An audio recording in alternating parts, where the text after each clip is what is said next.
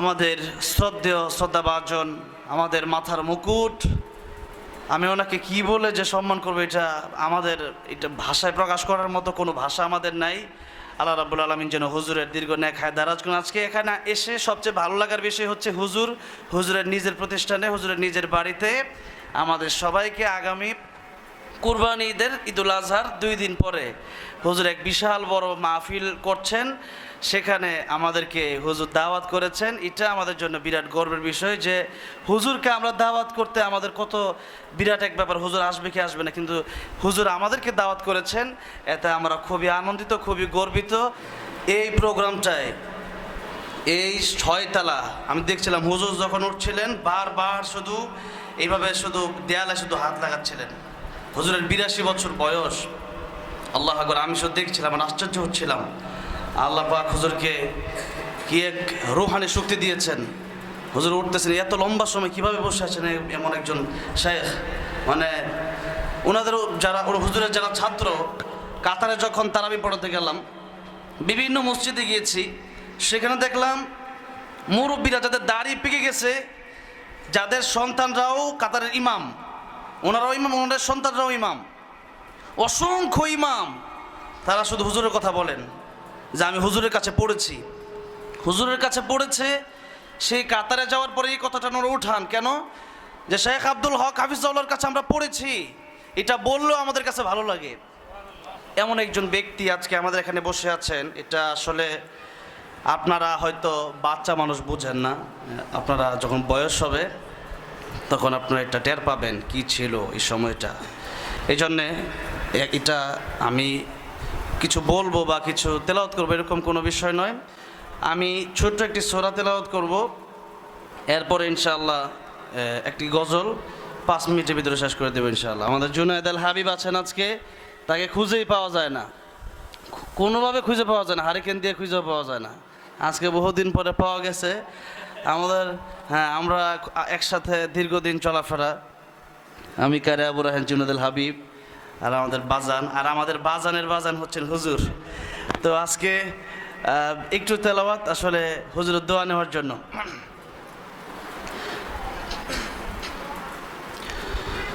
أعوذ بالله من الشيطان الرجيم.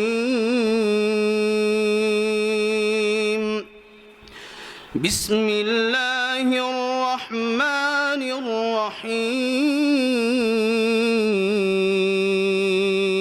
الرحيم.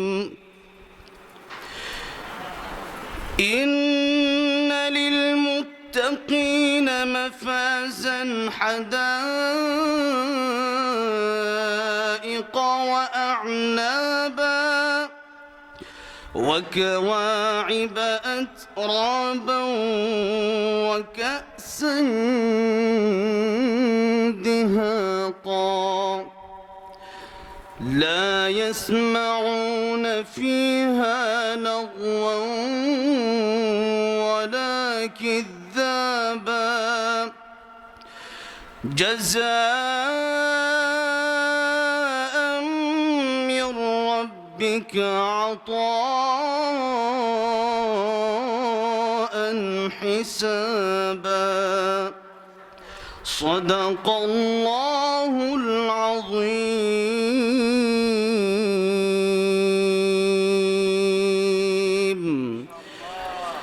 এবার একটি নাতে রাসূল সাল্লাল্লাহু আলাইহি সাল্লাম পরে ইনশাআল্লাহ আমি শেষ করব, আর 2টা কথা বলবো শেষে ইনশাআল্লাহ।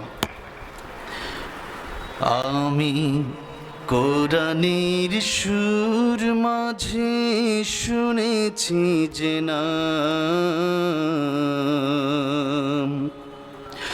আজানের সুর মাঝেও শুনেছি ও নাম, ও নাম শুনেছি আমি আমার হৃদয়। হে রাসূল নবীজি তোমায়,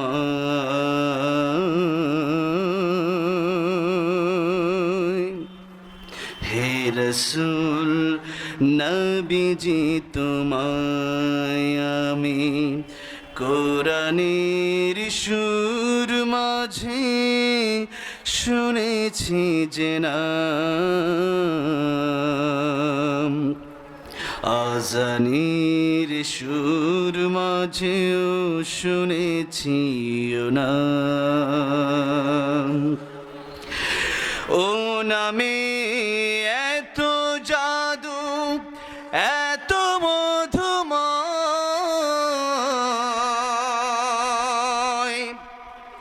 ও নাম নিয়ে ফুল সুরভি ছড়ায়,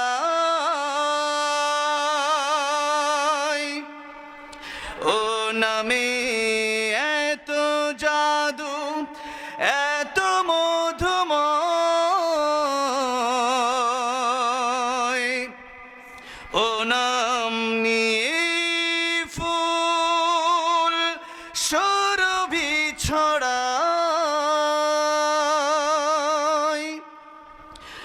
ও নামের সুর ধরে শুধু আমি গাই। হে রাসূল নবীজি তোমায়,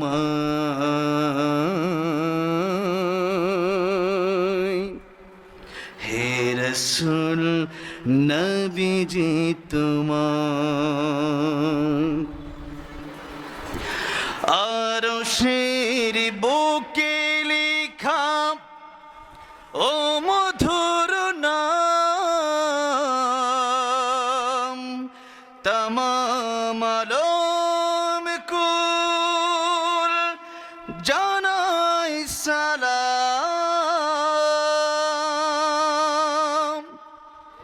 আরশের বুকে লেখা ও মধুর নাম, তামাম আলম কুল জানাই সালাম।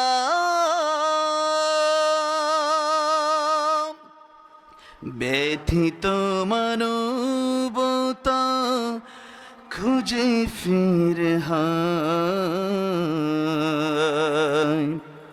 হে রাসূল নবীজি তোমায়,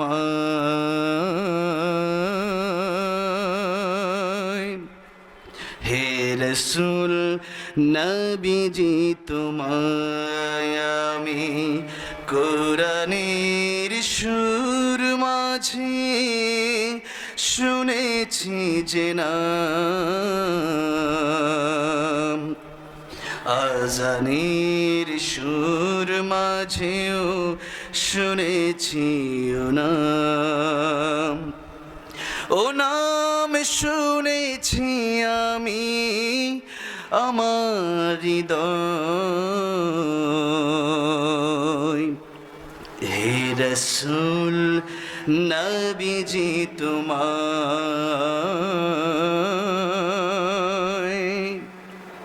হে রাসূল নবীজি তোমায়।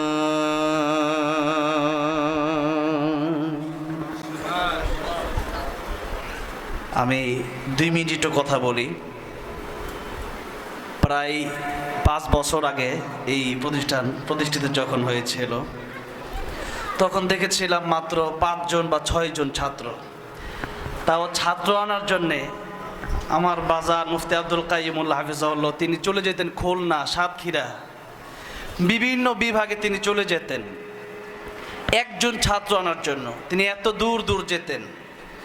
মানুষ চেষ্টা করলে মানজাদ্দা ওয়াজাদা, যে চেষ্টা করে সে পায়, মানে এই চেষ্টা করলে যে আল্লাহ পাক দিয়ে দেন, এর প্রমাণ সারা বাংলাদেশে শুধুমাত্র হিফস মাদ্রাসায়, এমনি দাওরা হাদিস পর্যন্ত যে মাদ্রাসাগুলো আছে সেই মাদ্রাসাগুলোতে অনেক ছাত্র আছে। হাটাজারি মাদ্রাসায় আছে, যাত্রাবাড়ি মাদ্রাসায় আছে, তামির মিল্লাতে আছে, কিন্তু শুধু হিফস মাদ্রাসায় প্রায় 3000 ছাত্র, এখন আর ছাত্র জায়গা হচ্ছে না।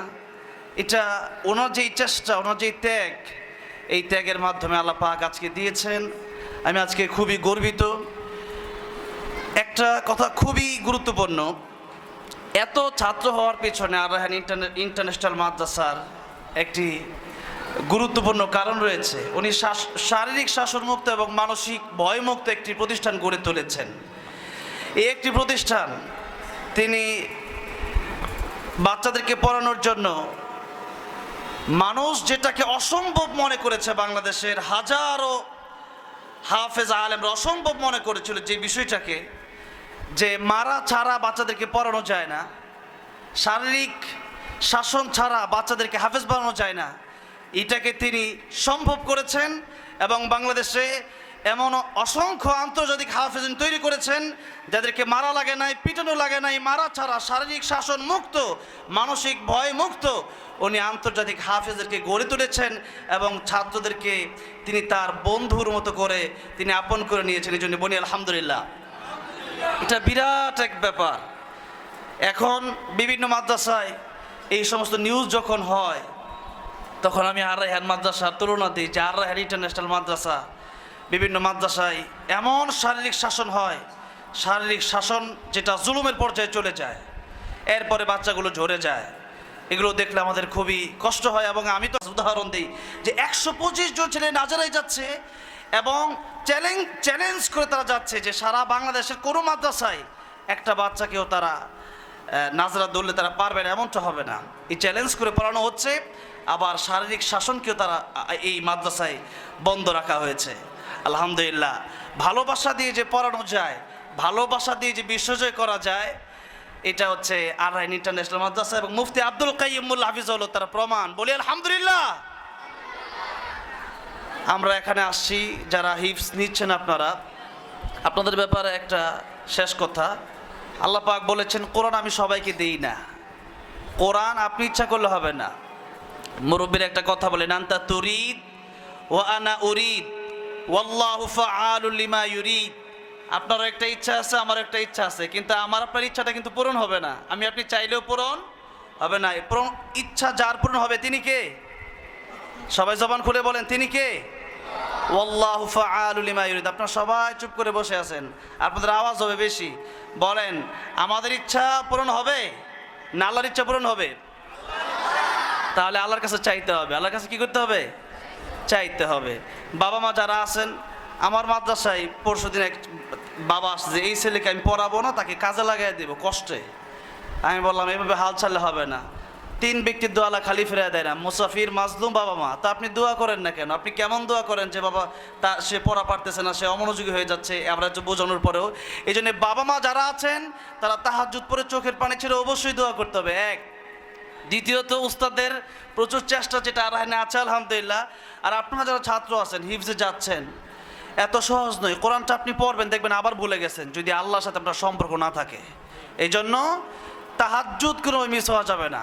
তাহাজ্জুদ পড়তে হবে, চোখের পানি ফেলতে হবে এবং এই হাফেজ হতে হবে আল্লাহর জন্য, বিশ্বজয় করার জন্য শুধু নয়। বিশ্বমানের হাফেজ হতে হবে। বিশ্বজয় সবাই করতে পারবে না, কিন্তু বিশ্বমানের হাফেজ ইনশাআল্লাহ সবাই হতে পারবে।